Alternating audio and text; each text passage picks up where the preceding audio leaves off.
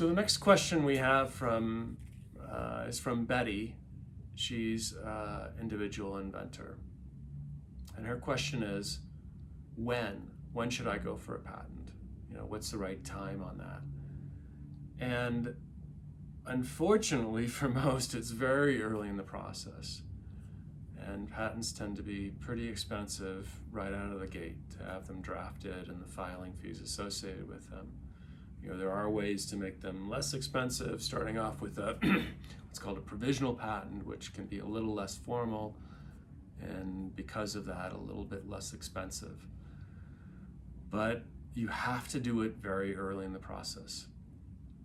And it's before you have revenue typically, and it's before you have market validation.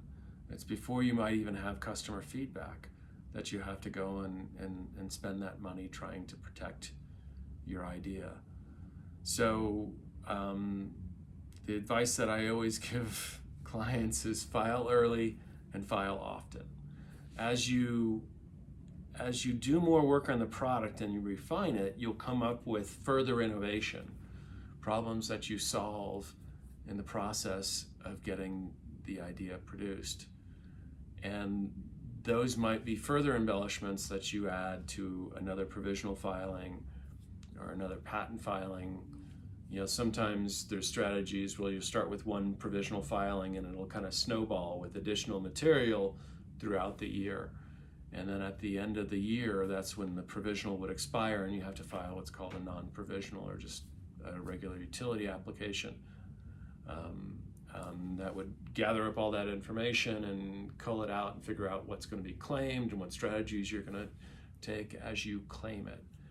And that utility application gets examined, you argue back and forth with the patent office. They tend to be more expensive than writing up provisionals, but from the very first filing of your idea with the patent office, you secure your right to pursue it and get claims to it. And in really hot areas, that's absolutely crucial. Is what you'll find is there's often parallel innovation. You'll see some need arise in the marketplace. And you may not be the only person that sees that need arise. Other people will see that problem. And for innovators, we have this affliction in that when we see a problem, we just want to solve it. And it's really funny in that most people are not wired that way. A lot of people just see a problem, they just whatever, they walk right past it. But an innovator is going to see that problem and their mind quickly turns to a solution. And often those solutions are very much the same because there's only a few ways to solve a particular problem. So from the very moment you have that spark of genius, that light bulb moment, you want to think about whether or not there is a viable product you might release, whether you're capable of doing it, and whether all those other things align so that you can get your solution into the marketplace and make money off of it. But as you go through that process, if you think you really have something there, your best bet is to capture that innovation, get it written down, right?